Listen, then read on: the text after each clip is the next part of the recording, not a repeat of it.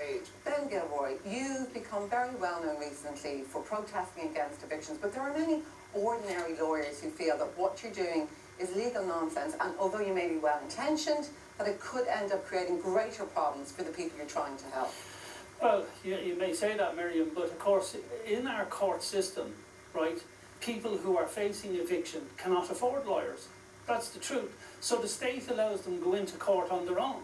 Now, notwithstanding that, Labour and Fine Gael signed into law that Thomas was talking about not only the right to evict families, but they have taken away their right to a fair trial. Never mind even a fair trial, they've taken away their right to a trial full stop. That they now come in on a summary summons and the matter will be held in a summary fashion. And I'm surprised at Ronan, because Ronan is one of the few who voted for that law to go through. And yet he and others will say there'll be a strong voice for the people in Europe. That's like putting a fox in to mind the chickens. So it's an absolute disgrace. Yeah, you can respond to it all you want, but you did vote for it. That's the facts in the courtroom. So you're not entitled to free legal aid, while your tax money may pay for gurriers who maybe bottle some girl at night time. Your taxpayers' money is paying for legal aid for them. But when farmers, business people and everybody else in the breadth of this country are in trouble because of the corruption within banking, they have no representation. So whether I'm good, bad or indifferent at helping them, it really makes no difference because I'm all they've got. Ben, who will you align yourself in the European Parliament? Because I noticed in 2012 you said about Nigel Farage, the UKIP leader, yes, that he calls it like he sees it and that you have limitless time for people like that. Absolutely, he does call it like he sees it. And furthermore, if we had MEPs who called it as they seen it, we might be in a far better place today. I mean, our national debt right now, and no one wants to talk about the elephant in the room, which I find surprising, is that our national debt is 180 billion. That means our national debt goes up by €1,000 every 3 seconds.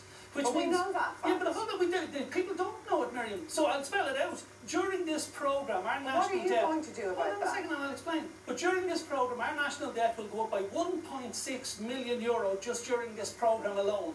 What we have to do, what we must do, is you have to call for the complete cessation of all interest and capital payments on a debt that isn't ours. Okay. And that's what you must do. If you don't do that, we are doomed, and anything else is... TJ Fay. Miriam, I'm not a no man, nor am I a yes man. I'm very much for what's good for Ireland.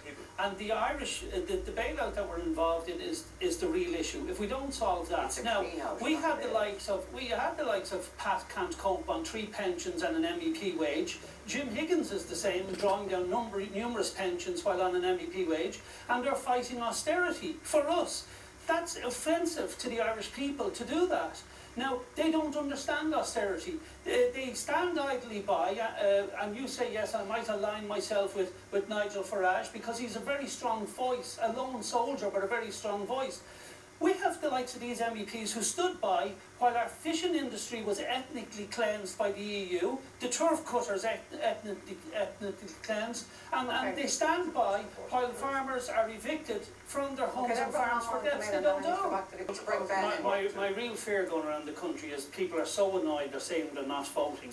What I say to these people is, you cannot moan and complain these people out of office. You must come out and vote them out of office, because if you could moan and complain them out of office, they would be out long ago. So please, come out and vote for direct democracy or other independence. The real issue is, we have to stop paying debts that are not ours. The country can barely afford debts that is theirs. So if we don't stop paying debts that are not ours, so we need a strong voice. Check me out on YouTube and you'll see who's strong to stand up to European masters when they tell us to bail out gamblers on a stock exchange. We need to do that. Can we stop the